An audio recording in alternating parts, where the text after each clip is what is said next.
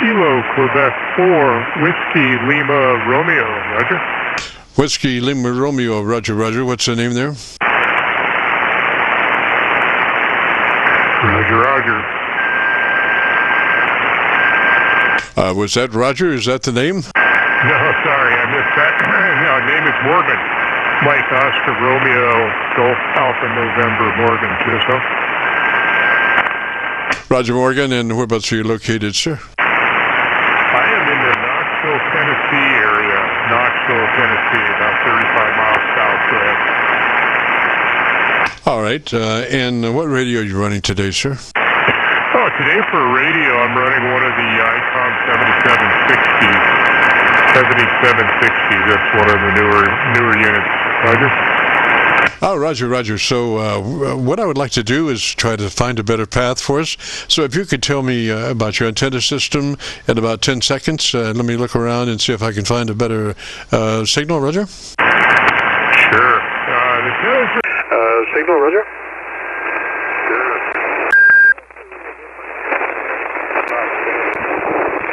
Pile of antennas out there. Right this very second, I happen to be talking to you over a non-resident 155-foot end-fed halfway, but I do have vertical delta loops and beverages and a few other things out on the ground. How copy now? Go ahead. Why, sounds like a man with options. I mean, options, I think, are the name of the game as far as amateur radio is concerned. The more options you have, the better that you're going to receive signals and transmit. So, I'm copying you best on my local antenna. We're up around Louisville, Kentucky. We're on the Indiana side of the Ohio River, right at Louisville, and I'm on my local 7300. Roger? Roger, sort of bourbon capital of the world over there. Go ahead. Oh yeah, at least. I don't know, but judging because all of them are over in Kentucky, that's true. We're in Indiana, or Indiaki, as it were, Roger. Yeah, but you're just on the other side of the river there. So I used to do a trade show over there. So that end of town and ended up in Louisville. Did do it this year, but it's been there the last 5 years. And bourbon is definitely what flows down that river up in there, Roger. Oh, Roger. Well, the river's the thing, It's, like I say, we're just on the other side of the river, so I can see downtown Louisville pretty much from where I am there. But that radio sounded pretty good there. How long have you had that radio? Sounded pretty good there. How long have you had that radio? I've had this particular radio now for only a couple of months. And before that, I was using one of the Yaesu FCCN radio for the past 30 years.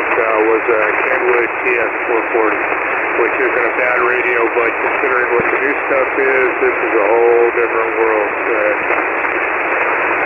Roger, Morgan. Well, the transmitter looks really good. I wish I had a better copy, but it looks like it's around 4 dB dynamic range, which means your average percent peak modulation is somewhere around 75 to 80%.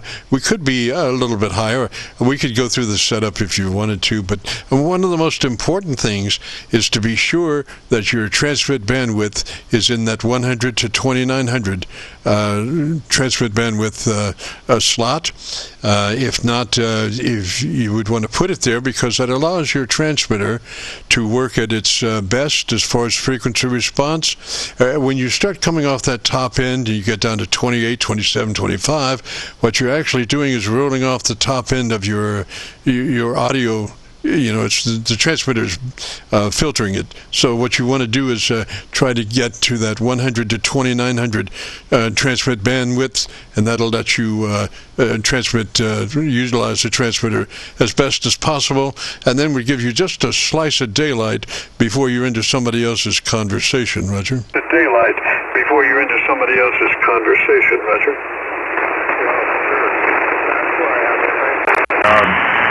If you're not busting pile-ups or trying to do something like that, I'll leave it wide.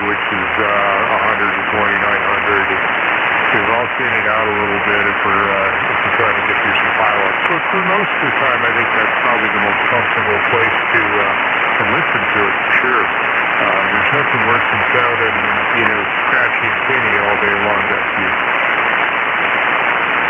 Roger, Morgan. Now, I want you to think about something just for a moment.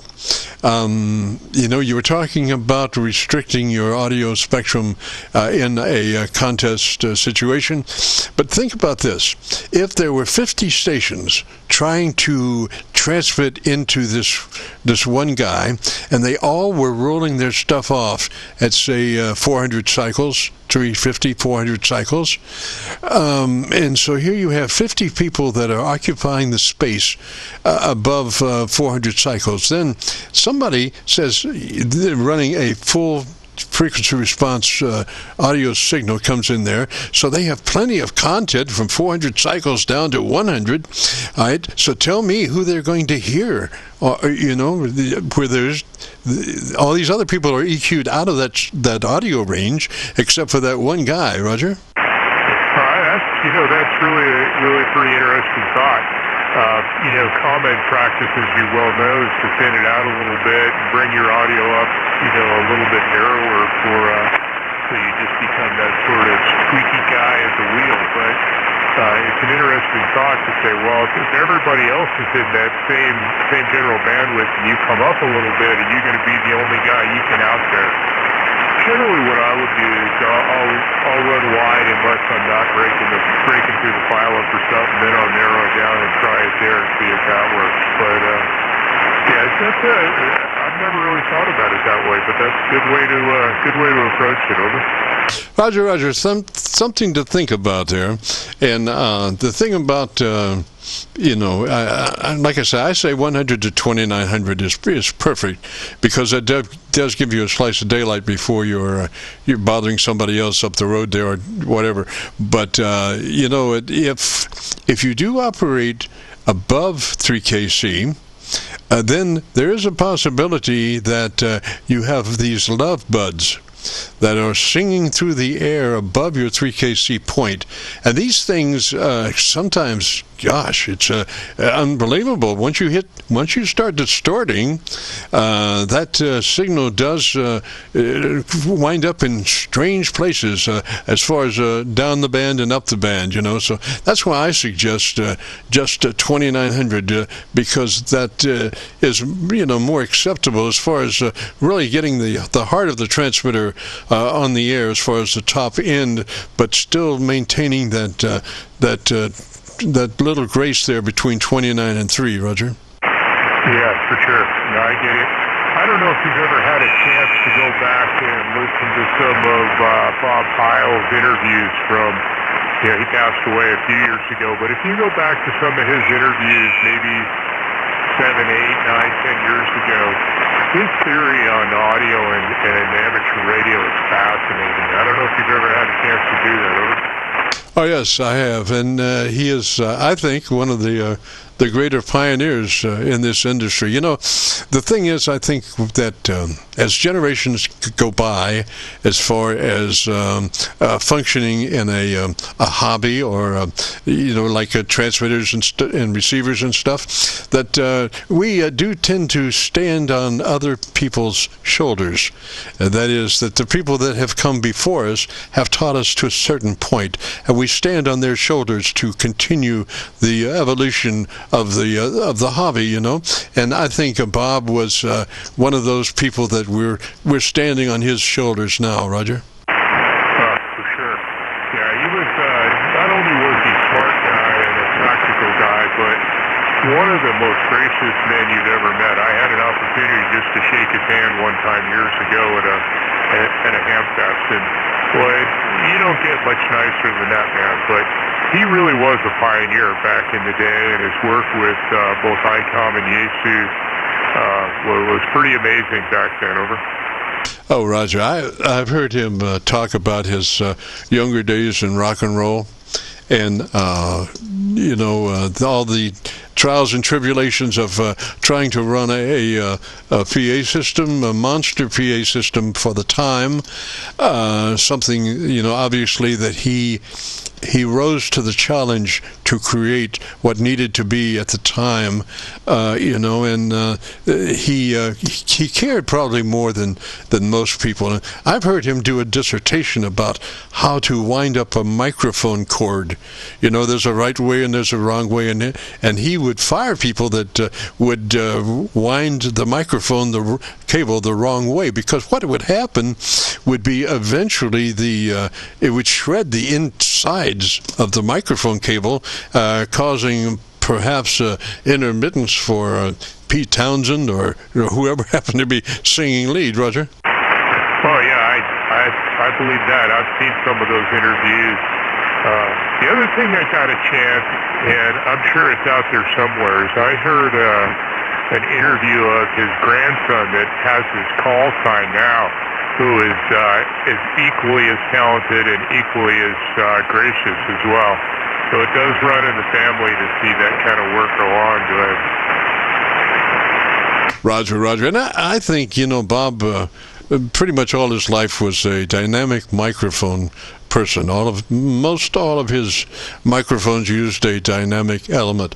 But towards the end of his situation there, particularly with ICOM, he developed, started using the electret microphone, mainly because ICOM allegedly had an audio level problem, and this electret condenser microphone really solved the level problem for the icons. And not only did it do that, but you take and he extensively worked on that microphone for ICOM, and you take if you run that hand mic you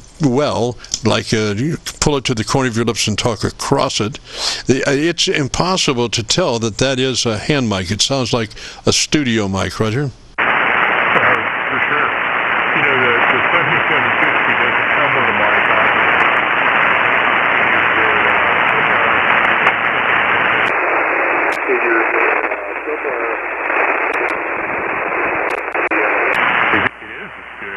It works well. Just a plain old ordinary ICOM electric hand mic works pretty good. I'm actually using one of the ICOM desk mics that Heil makes specifically for the ICOM for that reason. It tunes up pretty well, and you get pretty decent response out of it. Over. Oh, yeah. You have a beautiful... I'm copying the mail on the 7300, which is 100 or 29 plus or whatever. And so your technical frequency response is really nice. Got a nice bottom end, but not real heavy, but nice and balanced to the mid-range and the top. And gosh, you can't ask for better than that, Roger. Certainly not over amateur radio at the bandwidth that we're currently doing today. Maybe someday, but I think this is about as good as it gets without becoming irritating and too boomy. I know there's a lot of audio files that like to run out to 4,000 and, play in that space. But if you're going to try and stay in the 3K, this is about as good as it gets, in my opinion. Go ahead. Oh, Roger. I'm looking at your signal on in addition to the VU meter that I have tacked across the 7300 output, I'm looking at your signal on a frequency analyzer, spectrum analyzer, and you're just wall to wall, so it really sounds good. And if you want to hear your audio, if you go to YouTube and do that call letter search for KC9VKV followed by the word logbook, that will bring you to this recording. It'll be cut number 1 in a series of 3400, and I'll have it uploaded to YouTube by noon tomorrow. Roger? Roger, yeah, I appreciate that. That's always good.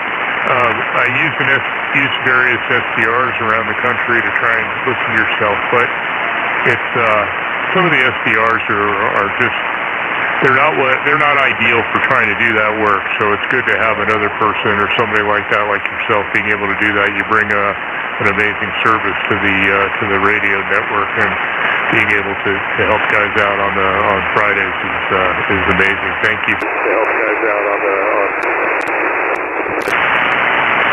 Roger, sir. I just went through all of them there towards the end, so I've got a chevron on the right side that says what I'm listening to, and it's got lights that run up and down and indicate what it is, so you'll be able to, if you check it out, you'll be able to see that. I'm mainly on my local antenna, the 7300, but I do move around the country, and you can hear what your signal's doing elsewhere. By and large, my best copy was on my local 7300. So anyway, Morgan, let me say 73 to you, sir. We got to get out of here. Gosh, if you get a chance, join us next Friday, Roger. Roger, will do. Appreciate you and everything that you do. And I'll throw you into the log just for grins and giggles, but I'll let you go for the next person to give me some help. KC9VKV, Kilo Quebec 4 Whiskey Lima Romeo 73. Whiskey Lima Romeo, Roger, 73. And we got to get out of here since 3:30. We've been copying the mail and recording. So if anybody participated, wanted to hear their audio, if you go to YouTube, do that call letter search, Kilo Charlie 9, Victor, Kilo Victor, followed by the word logbook, will take you to this recording. So with all that being said, let me say 73 all, and this is KC9VKV returning the frequency back to normal amateur radio use. KC9VKV clear.